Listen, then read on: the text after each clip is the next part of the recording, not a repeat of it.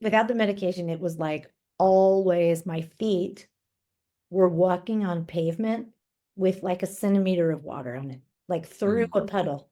Mhm. Like I was just sort of skimming and not making direct contact with the ground with my feet. Mm. And the medication dried up the water so Mm. that I was just on wet pavement. So I had this great visual of like, I am no longer walking through a centimeter of water. My feet are touching the ground. Welcome to the Focus and Chill podcast, where we discuss unconventional productivity tactics designed for neurospicy people. I interview neurodivergent guests who've figured out secrets for getting a ton of amazing work done without burning out. I'm your host, Jeremy Nagel. I'm an ADHD software developer turned startup founder and PhD candidate.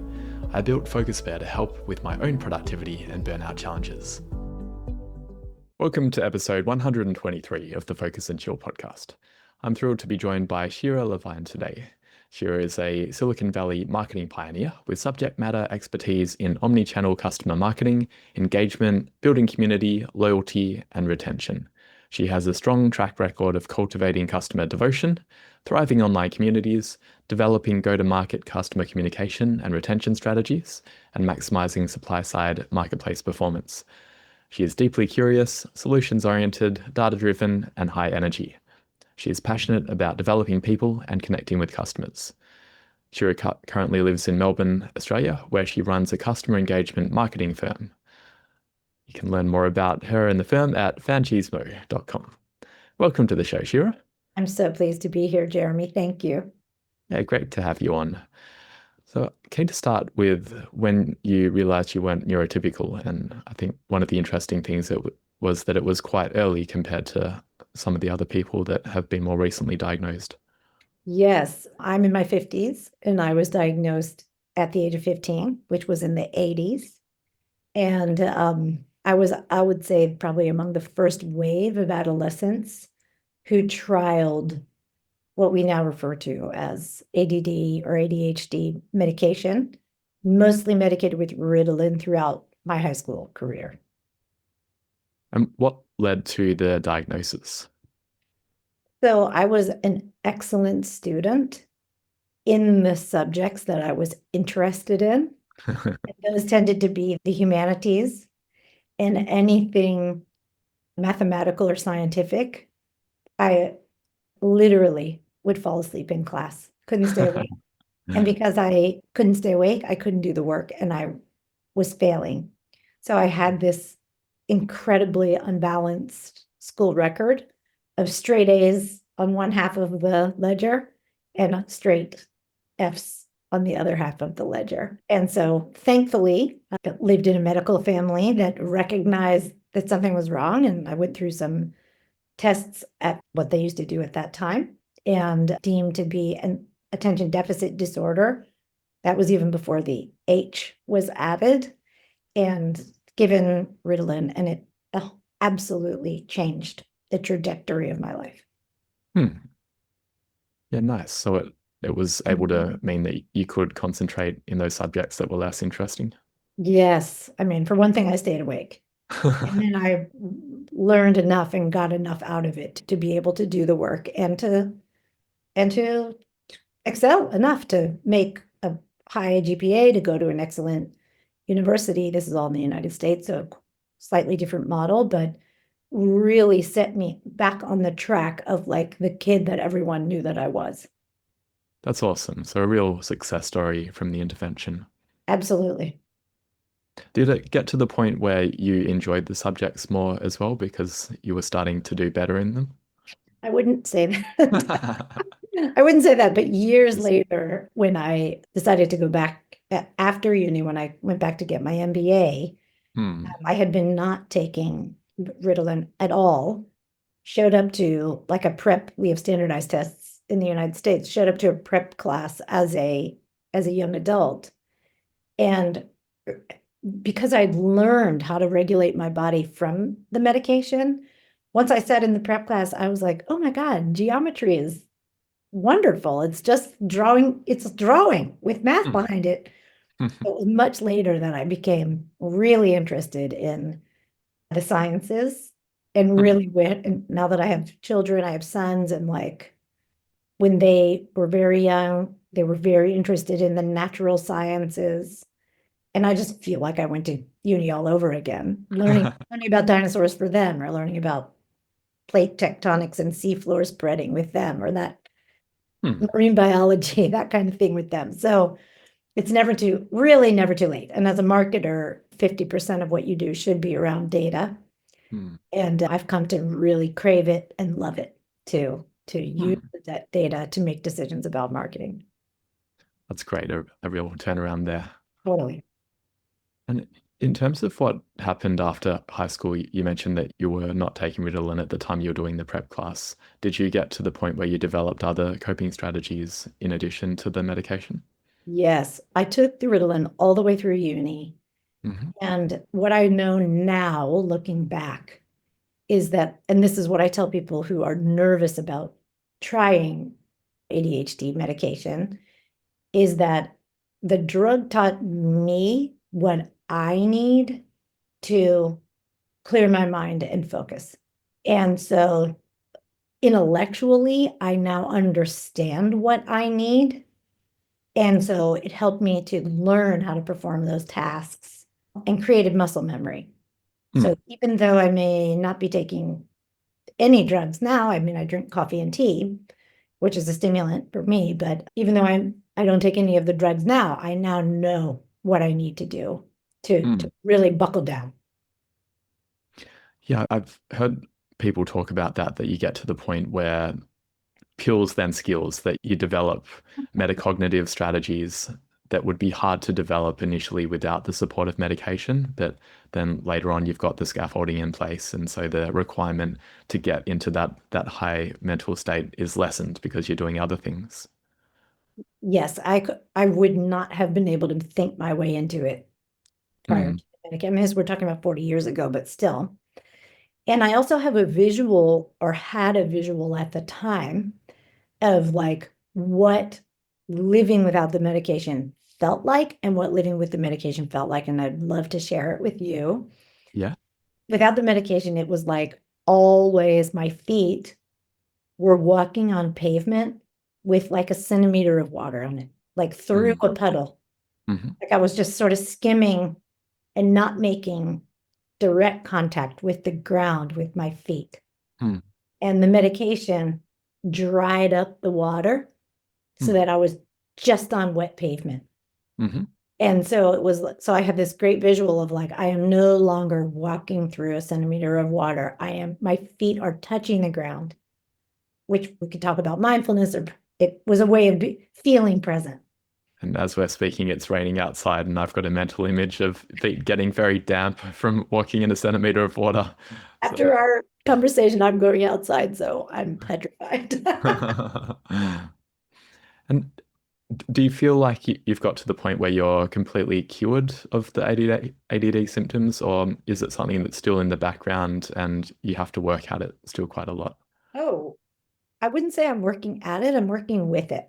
Mm. Well, look, as a middle-aged person, I think that we all go through decades of self-acceptance. So I'm glad I'm through that. I'm Yeah. glad I'm in a place where it's just like, well, this is me, and I've got to work with what I have. Mm. And I'm still learning. I don't want to get metaphysical about how OADD is a superpower, but I'm still learning how to harness this spirit to assist me professionally and relationally and as a human on earth. And there are many, many gifts. There are many gifts. Like people with ADD have extreme empathy. We make great customer support people. We feel we really grok what other people need. In some ways, we see around corners, we see the very crispy edges of the edge. And these are all benefits that I've learned to recognize and use in my work, particularly. Yeah, and you also mentioned creativity as being one of your strengths too. Yes, I try to one really great way for me to let off steam and for me to just let my mind unspool, I think is probably a really good visual there, is to have a creative have at least one or several creative projects going at any given time. So here's a great place where, like, the art and science, if you ask my family, who are my housemates, they'd be like, Mommy has a project on every surface in the house. But if you ask me, I would say, oh, well, the school just announced that it's having a superhero theme party, so I better stay up all night and make my mask, which is what I just did. And the party, by the way, is months from now. But they announced it, I got an idea, and I just had to execute. And so for me, it's just a really, and you got to have time, obviously. My kids are a bit older, they don't need me every minute. And you got to have time, but I love solving a problem with my hands. I think that probably works for a lot of us. Yeah, definitely. The tactile nature of doing hands-on things is so nice. Yeah. Yeah, and the I think the way that you've structured your career probably helps with that in terms of being able to work with the strengths that come with it as well. Do you want to talk about what you do now for work? Because it sounds like many of the things that you just mentioned are things that you would get to do all the time with your job. I actually, okay. So first of all, I'm obsessed with humans. So Mm, I'm delighted to be in marketing, which is a function that is all about the human experience, whether you're selling cosmetics or video games or mm, servicing a platform or servicing a trade group. It's really human focused. And I will say this about the ADD. I have never been a C-level leader. And part of it is I just don't have that killer instinct that I'd much rather be working with the customer all the time. And the higher you go in a corporate organization, the less customer contact you have. So it's been somewhat of a conscious choice. And then the part of me that I still have to communicate with is whatever talking down to myself that I have, that like you may not, Shira, you may not be able to handle it, the responsibility, because you don't have the attention span. But I try to put that into context of, like, I would be miserable in a role where I wasn't touching the customer. And so I really, with the empathy and whatever and everything we just talked about how I think particularly people with ADD and maybe even people on the spectrum, they have really deep human understanding. So I specialize in delivering customer relationships that really matter for companies. And I like to say that you give me any segment of your customer base, and I'll love them up so much that they'll feel guilty if they shop or go. And like, you can only do that if you have both the data and the insight, the human insight, to deliver programs that matter. mm, absolutely. I think I'm the same. I've not done well in large corporate environments where I'm really distanced from the customers and from what is actually happening at the ground level. And it sounds like for you, you can work the magic when you're closer to the customers. I love a customer. I love a good customer. Yeah. Wonderful. And to get a bit more concrete, can you talk about what type of clients you work with, Fanchismo? Sure. Really, the algorithm that I've developed of taking what we already know about our most active customers. So I do mostly post customer acquisition, retention, and engagement. So I keep them coming back, whether that's through loyalty programs or communications programs or reward type program, all sorts of engagement, events, etc., online communities. And even since I've been in Australia, I've worked for major payment platforms like Afterpay. I wrote their B2B strategy for small to medium enterprise.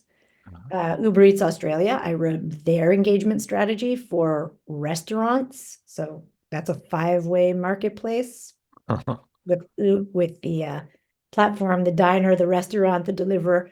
So I wrote that. I worked at Dulux for almost 2 years. I dissolved, then scoped, then relaunched their trade reward program. Hmm. That impacts 80% of their revenues, the people who are enrolled in that. So engagement really takes so many forms. I'm also an advisor to a couple of startups, helping them with their go-to-market and category authority plans. So engagement also takes many forms. And you have to know especially if you're in the go-to-market phase, you have to know your ecosystem of who is the ecosystem of people who might use your product, and really aligning with and getting involved in that ecosystem to prove that you have a right to be there. And Jeremy, you and I have even talked about this with your project, that you're aligned with a university, which is exactly the audience that you'd like to penetrate. So you're working on that Venn diagram. I'm going to have to learn more about category authority. I like that term. You are well in the running. Wonderful. And when you're not working, you're making superhero costumes, you've got projects on every shelf. Can you tell us about some of the other things that you get up to in your spare time? I see a lot of live music. I just think that it's a really handy way to escape while being present. One really special superpower that I do firmly believe in about ADD is that the way that I hear music is both breadth and depth. So I can hear the whole symphony and I can hear the flute. Mm. And I've talked to neuronormative people about this. I'm a music fan, plus. I think part of it has to do with literally my physical ability to absorb the music in a way that you neuronormatives have no idea. You're enjoying it, I'm living it. Yeah, nice. Is it synesthesia, where you have a different way of sensing music? Because I remember hearing about Daniel Johns, who's the vocalist for Silverchair, and he was saying that when he writes a song, he sees colors for the notes and things like that. Is it almost like that for you? I don't know. I actually think I'll have to think about it when I listen, but like even recorded music, Mm. I'm just such a super fan. Mm. Recorded music, like if I'm listening with other people, I say, listen for this flourish back there. Mm. Like I'm hearing it. Mm. And it may, the artist may have really worked hard on orchestrating that. And I see it, I hear it. So Mm. it feels really good. It's a really good way to make myself feel great. Mm. Are there particular genres that you enjoy most? Yeah, I'm a rock and roll fan. And I also love jazz, and I also love old time American roots music, and kind of a polyamorous about music. Nice. Yeah. Yeah, that sounds fun. Being able to enjoy different types. Do you go for a particular genre depending on how you're feeling, or you just mix it up? Oh no, I'm an omnivore. Cool. Right. And then going back to work, what do you do to optimize your productivity in order to, say, doing that geometry work when it wasn't interesting, or parts of your business that are less intrinsically enjoyable for you? What tactics do you have for that? You're not going to love everything you do, and you're Mm. not going to love everything you have to do. Some people really love managing people. I'm one of those people. Some people really can't stand it and see it as a headache. And yet it is part of the job. So first of all, you have to have a reality bites talk with yourself about, okay, well, this is part of the job. And one tactic is really schedule in the time to do the stuff you don't want to do. Mm. And I think this is human nature, but probably accentuated in neurodivergent people. It's like I'm gonna slay all these dragons before I'm gonna find dragons that I don't even know are there to slay all around the actual gold. Ruthless, this is a term from Silicon Valley. Ruthless prioritization is something that we need to lean into. And I don't want to say that I'm great at it or that I have a practice about it. If I know something has to get done, I force myself to do it. Mhm. And I also think that with ADD especially, is that because we can see so much breadth, we have an opinion about and can comment on and can help with a lot of different things. But that equals scope creep. Yeah. So I do say to myself and I say to my clients, don't let me scope creep. Like I can solve all these other problems, but you've hired me to do this. And when they then want to talk to me about the other problem, it's really fun for me to say back, I think that feels like scope creep. Let me spend today focusing on the thing you actually are hired, paying me to do. Yeah. And that, sometimes being a professional is knowing what to say no to. Yeah, I definitely find myself doing that a lot, getting involved in other people's business. I've had to leave Slack channels because I couldn't help but to comment on what other people are doing, and it gets to the point where I can't do my job as well. I know that you are about to be a parent, and I'm so excited for you. And you are going to learn that lesson every day when you're in parents' Mm, WhatsApp groups, mm, where you're just like, oh my God, like somebody else can answer it, and somebody else is going to be a buffoon. It doesn't mm. ever have to be you. Nice. And do you have other tactics? There were quite a few in there. So making time in the schedule, psyching yourself up for it. Yeah. What are some other things that you do? Because I guess I began the question with how do you get yourself to do things that you don't like doing? But I imagine by starting a business, you've been able to shape the type of work that you do. So you're not having to do as much Right. of the boring work. Would that be Yeah. the case? Yeah. Yes. And there's a certain amount of like, I think I have a tendency to like sell a big creative vision, but at the end of the day, the client is asking for a PowerPoint that tells them what to do. Mm, Imagine a murder mystery thriller where the police or whoever's solving the mystery has like the wall of all the pictures and the locations and the strings and how everything is interconnected. Like I might be able to see that all in my mind without having to share it. mm, But at the end of the day, I got to deliver that very concise picture of what I learned from connecting all those dots. And being able to do that is the pride in my work. And they may or may not have to see how the sausage was made. mm, So there's that. And then there's also things I said I don't do a lot of mindfulness or whatever. I do have a few rituals when it's like time to get down to brass tacks. Okay, let me pour myself a cup of tea and really think about what needs to be delivered. I do a lot of drawing of like how I want to talk about something. mhm. And then I've just been doing this for so long in corporate and on my own that like I can then visualize, well, what type of slide or shape or whatever do I need to access to then communicate the result? I hope that answers the question. Yeah, it does. So would you normally begin analog, as in doing it on paper first, and then Always. yeah. I am a total analyst. And in fact, I used to say this to one of my teams. When I commuted, I think taking a break from technology is really important. And we'll talk about this when we talk about sleep. Hmm. But I used to walk into my last full-time job in the States with always a piece of the New York Times under my arm.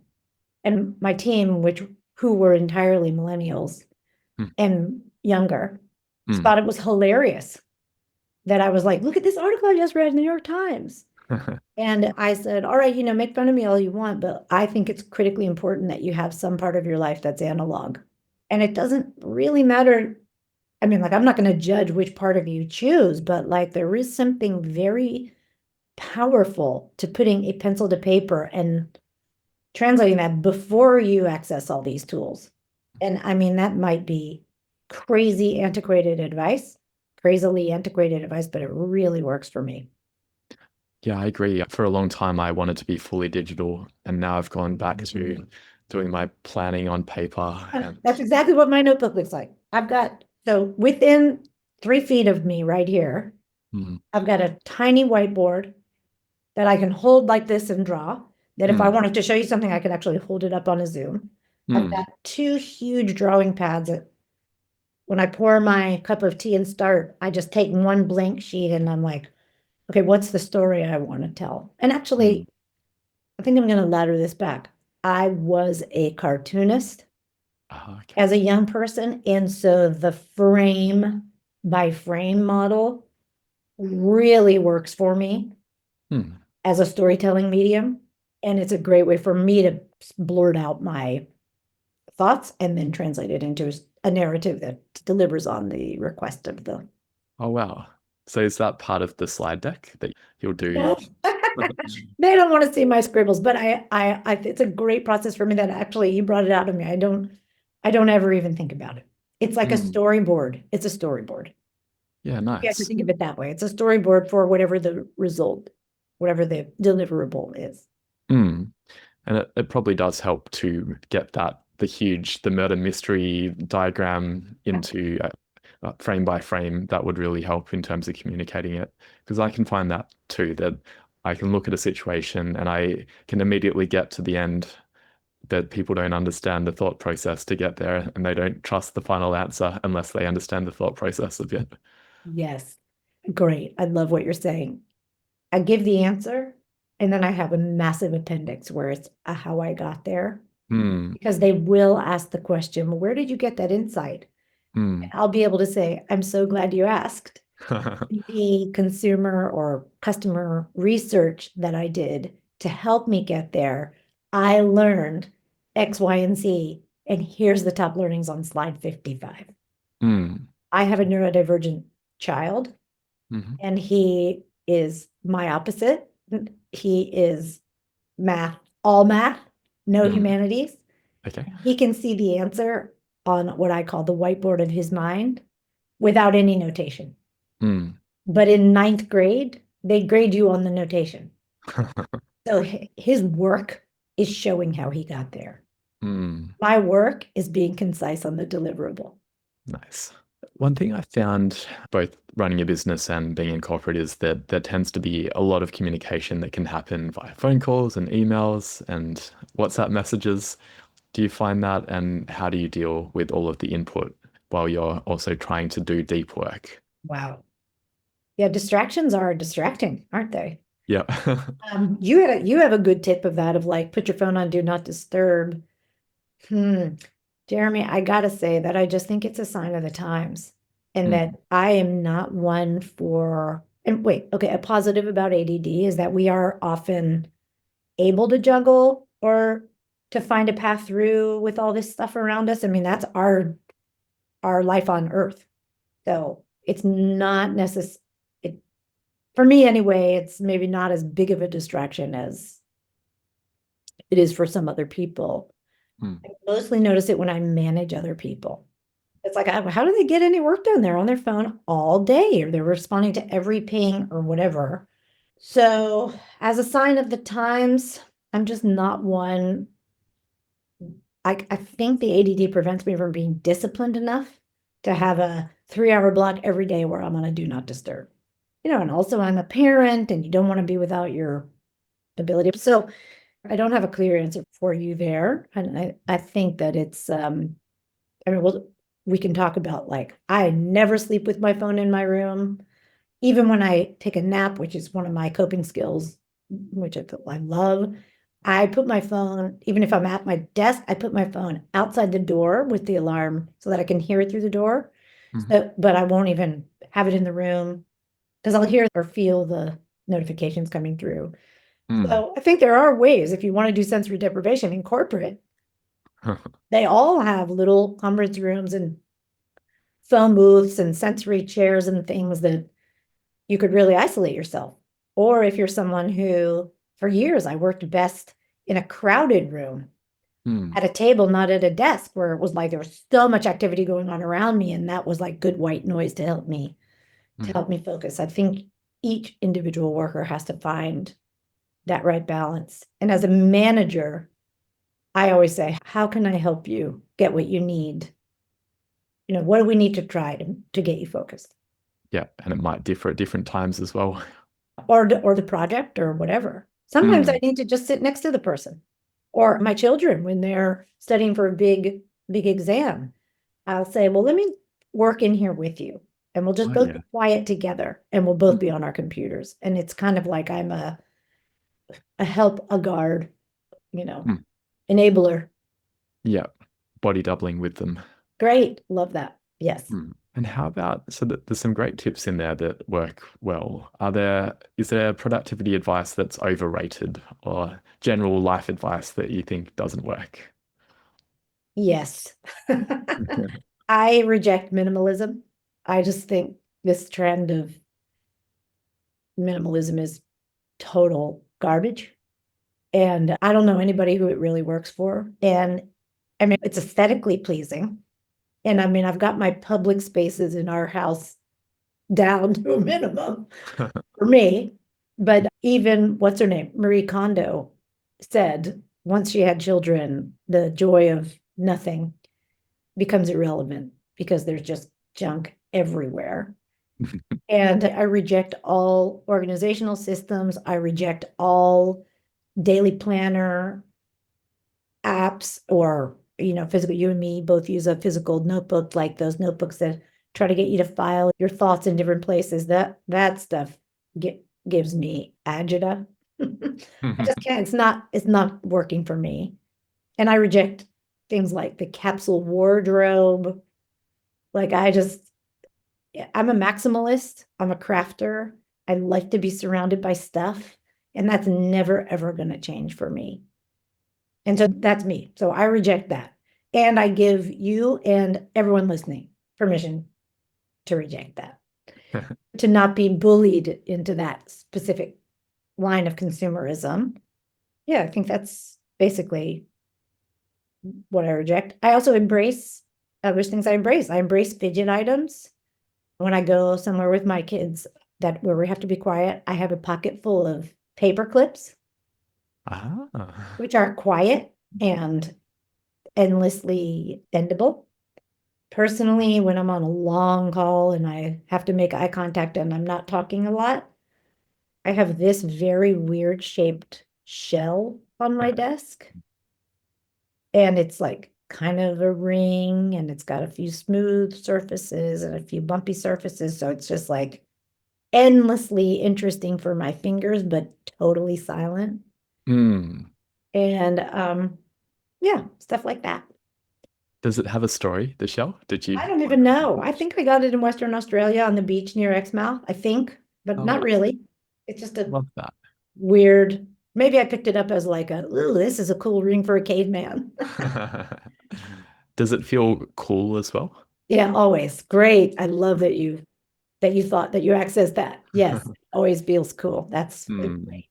That's one of its key attributes. It'd be great in a heated conversation to be able to have that as a soothing feeling. Talk about psycho sensual. That's Mm. great. I love it. I love that. I might have to find something like that. I've got a big glass mug which has so much, it's so thick that it always feels cool. Oh, that's great. Wait, it's funny that you say that because I also have a rock on my desk that I often hold, like a very small tiger's eye Ah, yeah. that a witch gave us in the Grampians. Oh, And wow. and it's tiny, but it's always pretty cool, and it's very like very smooth. And I'm not saying that like I need something that's smooth or whatever, but just keeping your hands busy so your body can be calm. That's like a lifelong lesson. And if you need that, these are things that work for me. Nice. Same here as we speak. I'm pedaling on my elliptical trainer. Brilliant. All Brilliant. right. So you said most apps aren't any good for you. Do you have any advice for me building an app? Is there a way that it could do something that would be helpful? Well, I'm so delighted, having worked in Silicon Valley for 2 decades. Often the people creating the product are not part of the segment that will be using the product. So Hmm. in a million ways, your work aligns with what your community needs. So Hmm. bravo for that. Thanks. And the thing that I could personally use would be a multidimensional timer, which is like, let's just take something totally low stakes. Let's say I want to work out for 45 minutes and I want to do 10 minutes of core, 10 minutes of high intensity, 10 minutes of stretching, and 10 minutes of core. Mhm. I need a 40-minute timer that pings every 10 minutes. I Mm. need sub timers. Oh, and let me add something to that. And I also need within that 40 minutes, at 35 minutes, I need to know when to take the lasagna out of the oven. Ah. So everyone is multitasking, as you've basically pointed out already in Hmm. this, all the time. So I need a multi-dimensional timer. I like that. Oh, so We do I. Tell me when it's ready. we do most of it already apart from the lasagna bit. I'm gonna think about that. Well, yes, you did mention that you're working on a timed application. And I want to say one huge tip that you and I have all talked about before is those of us who are ADD and cook, and who are chefs, walk away from the stove a lot. And that's just not cool. Yeah. I time everything. I time everything on the timer on the oven itself. I often then also time it on my phone. And then as a third precaution, I often say to whoever's in the room, if there's someone there, when you hear the timer, come and get me. I need to do more of that. Right. I'm How I'm many writing a pans have we ruined? How many pans? yeah, too many. Right. I'm writing a book called How to Not Burn Saucepans about my journey burning too many saucepans. Oh, please take a pull quote from me. Been there, done that. Been there. Right, we'll take a quick break before we continue with sleep. The Focus and Chill podcast is brought to you by Focus Bear, a focus enhancement app for ADHDers. Staying on top of tasks is easier than ever with Focus Bear's new To-Dos feature. Record a voice note describing what you need to do, and Focus Bear's AI will turn it into a structured set of subtasks and automatically prioritize it for you. You can also take a photo of a paper to-do list, and the AI will work its magic. I'd love for you to try it. You can jump onto focusbear.io or just Google Focus Bear and try it out. Let me know what you think. All right, we're back from our break, and now keen to hear about your mornings and your evenings. How do you begin your day?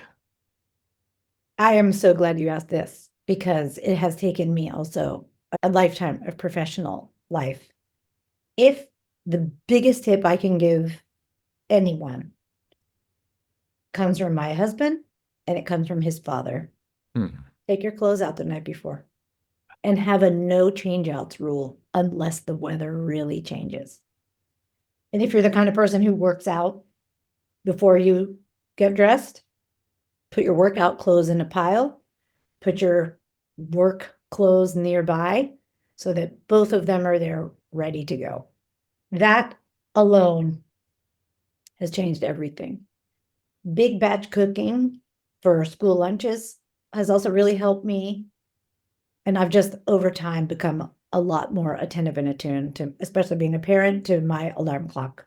That's a pretty big one. But I don't hit snooze anymore. Nice, impressive. And I think that approach of preparing for your sleepy self the night before so you don't have to worry or don't have to overthink things about what to wear or whether to work out or not, that makes so much sense. So much sense. Okay, and then how about in the evening? You've got your phone outside the room. That was one key part of it.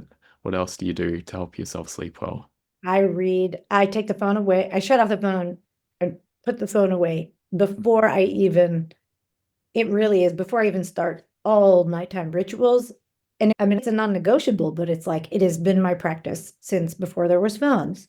So the phone is plugged in, it is on another floor in my house. Uh, I go upstairs, I brush my teeth, I put on my pajamas, and I read fiction for 30 minutes every night before I shut off the light. Lovely. It's the best. And those of us who have a monkey mind and have a hard time, I'm like a gold medal sleeper. It's one of my superpowers, but I know a lot of us have a hard time falling asleep. I just want to make a plug for one of my all-time favorite cartoonists is a woman named Linda Berry. She's in the United States a MacArthur Genius Grant winner, which is like a pretty high recognition of her talent on a national level. She's also a drawing professor at a university in the United States. And she has her class draw a journal, let's get that right, every day when they're in her class. And the journal, and this is like the syllabus of her syllabus. She published the book, and maybe we can put a link to it in the show notes. But it's super creative, and she's always been a big hero. In the daily journal, you are supposed to list 7 things you saw and 7 things you did. Then draw a picture of something you saw and talk about something you overheard. And I was so moved by this exercise, and I am not a journaler. I cannot commit to diets, journals, apps, any practice like that. But when I can't sleep, I lie there and think of 7 things I saw and 7 things I did. And Jeremy, just the act of divorcing doing from seeing, typically I'm asleep when I get to the 7. It's like the 7 seen things. It's a mindful practice that focuses my mind. You have to really think, you have to really force yourself not to be distracted. No scope creep. Like, oh, I saw Jeremy and oh, we talked about this. No, I saw Jeremy. I saw a cup of coffee. And then anyway, I really recommend it. It works for me. That's sleep. I'm great at it. Nice. I'm going to try that if I have trouble falling asleep. You better get it in now with your baby on the way. Yeah, definitely. Now, wrapping up, where's the best place for people to connect with you? Is it on your website or LinkedIn? Great. I love that you connected with me after we met at a neurodiversity online panel. So thank you for doing that. LinkedIn is a great way. It's linkedin.com, Shira Levine, and it's shortened to Super Shira Levine on the LinkedIn link. The name of my company is Fanchismo, FANCHISMO, like machismo for fans. That's where you can find me online. Great. Do you have any final words or asks for the audience?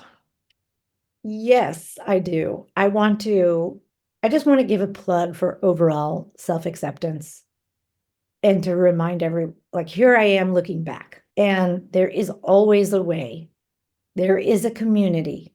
There are drugs and treatments that are evolving all the time. You and I didn't even talk about diet. People could eat less carbs and just really focus on protein and the foods that really fuel their concentration. And don't give up on yourself. Be kind to yourself. And especially don't beat yourself up for things that are gifts of this condition, such as many obsessions or the way that we go down rabbit holes. It's okay. It's okay to be obsessed. It's okay to be spirited. And the work is knowing when to dial it down when you're with people. That's a great way to end it. Thanks so much, Shira. Thank you so much for having me.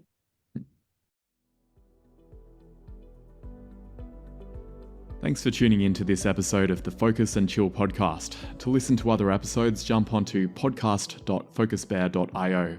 If you'd like to be a guest on the show or you know someone who'd be a good fit, email us at team@focusbear.io. Otherwise, stay focused, stay chilled, and peace out.